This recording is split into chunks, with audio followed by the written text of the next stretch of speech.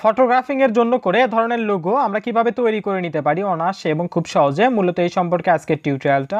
Hello and welcome, আমি Habibur Rahman, digital হেল্পের পক্ষ থেকে সবাইকে জানাই স্বাগত। টোটাল টিউটোরিয়ালটা হবে পিক্সেলল্যাবের উপর। তার জন্য করে হলো যে অবশ্যই আমার টিউটোরিয়ালের সম্পূর্ণটা দেখবেন, তাহলে কিন্তু অনায়াসে একটা লোগো তৈরি করে নিতে পারবেন। প্রথমে আমরা পিক্সেলল্যাব যে অ্যাপসটি আছে সেটা ওপেন করব। পিক্সেলল্যাবটি ওপেন করার পরে এখান থেকে আমাদেরকে প্রথমে হলো যে প্লাস আইকনে ক্লিক দিয়ে আমরা জাস্ট ফ্রম গ্যালারিতে চলে যাব। জাস্ট এখান থেকে আমরা ফ্রম গ্যালারিতে চলে যাব। ফ্রম গ্যালারিতে যে আমরা জাস্ট পিএনজিটা সিলেক্ট করব, আর এই পিএনজির লিঙ্কটা আমার ভিডিও ডিসক্রিপশনে আমি দিয়ে রাখছি, আপনারা সেখান থেকে কিন্তু ডাউনলোড দিয়ে নিতে পারেন। জাস্ট পিএনজিটা সিলেক্ট করার পরে এখানে নিয়ে আসবো। নিয়ে আসার পরে একটু স্ক্রল ডাউন করে এখান থেকে 3D রোটেট আছে দেখবেন, এই যে 3D রোটেট, জাস্ট 3D রোটেটটা একটা ক্লিক দিয়ে এই অপশনটা ফুল করে দেবেন। দেওয়ার পর টিক চিহ্নতে ক্লিক দিব, দেওয়ার পর এরকম চলে আসবে। আসার পরে জাস্ট লোগোটা আমরা নিচে নিয়ে যাই, পিএনজিটা নিয়ে যাওয়ার পরে এখানে টেক্সটের উপর ডবল ট্যাপ দিব। ডবল ট্যাপ দেওয়ার পরে আমরা জাস্ট যে নামে দিতে যাচ্ছি সে নামটি লিখব, অবশ্যই বাংলায় লিখব যেহেতু বাংলায় লোগোটা এটা। জাস্ট নামটি লেখার পরে এখানে এখন এই নামের ফন্টটা আমাদেরকে চেঞ্জ করতে হবে, তার জন্য করে জাস্ট একটু স্ক্রল ডাউন করব। স্ক্রল ডাউন করে এখানে ফন্ট নামে একটা অপশন আমরা পেয়ে যাব, সেখানে একটা ক্লিক দিব। ক্লিক দেওয়ার পর এখান থেকে মাই ফন্টে যাব আমরা। আর পিক্সেলল্যাবে কীভাবে ফন্ট অ্যাড দিতে হয় সম্পর্কে একটা টিউটোরিয়াল আছে আমার, আপনারা চাইলে সেটা দেখে নিতে পারেন।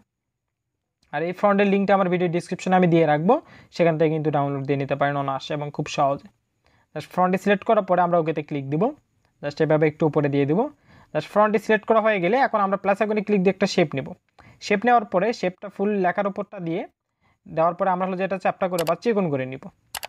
জাস্ট এভাবে একটু চিকন করে নিব, জাস্ট এভাবে একটু চিকন করে নিব। নেওয়ার পরে এখান থেকে আমরা যে পজিশনে গিয়ে কিন্তু এটা মুভ করাতে পারি যদি মুভ করানোর প্রয়োজন হয়।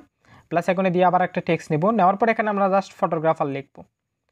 জাস্ট আমরা ফটোগ্রাফারটা লিখি, জাস্ট ফটোগ্রাফার লেখার পরে কিন্তু ওকেতে ক্লিক দিয়ে দেবো। দেওয়ার পরে এটার যদি আপনি ফন্ট চেঞ্জ করতে চান সেক্ষেত্রে কিন্তু সেটাও করতে পারেন। জাস্ট ফন্টে গিয়ে আপনি এখান থেকে ডিফল্ট যে কোনো একটি ফন্ট দিয়ে দেবেন, যেটা দেন সেটা মোটামুটি ভালোই লাগবে। জাস্ট এভাবে আমরা দিয়ে দেবো। দিয়ে দেওয়ার পরে আমাদের কাজটা মোটামুটি কমপ্লিট। যদি একটু মুভ করানোর প্রয়োজন হয় সেক্ষেত্রে পজিশনে গিয়ে মুভ করাতে পারেন। এখন জাস্ট আমরা সবগুলো মিলে একটা মার্শাল করে দেবো, যার জন্য করে এখানে একটা ক্লিক দিয়ে আমরা সবগুলোতে টিক চিহ্ন দিয়ে নেব। এখানে 4টাতে টিক চিহ্ন দিয়ে আমরা একটা করে নেব। টিক চিহ্ন দেওয়ার পরে এখানে একটা ক্লিক দিব, ডবল আর একটা ক্লিক দিই। দেওয়ার পরে ওকেতে ক্লিক দিলে আমার সবগুলো মিলে কিন্তু এখন একটা হয়ে যাবে। সবগুলো মিলে একটা হয়ে গেছে। এখন আমরা জাস্ট সেভ দিব। তার আগে এটা যদি প্রফেশনালি সেভ দিতে চান তার জন্য এখানে অপশনে একটা ক্লিক দিয়ে জাস্ট এখানে একটা ক্লিক দিব। দেওয়ার পরে এখন আমরা সেভ দিব, তাহলে এটা প্রফেশনালি সেভ দিতে পারবো এবং পরবর্তীতে যে কোনো জায়গায় কিন্তু ব্যবহার করতে পারবো। সেভ বাটনে ক্লিক দিয়ে সেভ অ্যাজ ইমেজ একটা ক্লিক দিব। দেওয়ার পরে এখান থেকে ডিফল্ট লেখা থাকে, জাস্ট সেখানে একটা ক্লিক দিবেন, এটা আরও সুন্দরভাবে সেভ দেওয়ার জন্য করে।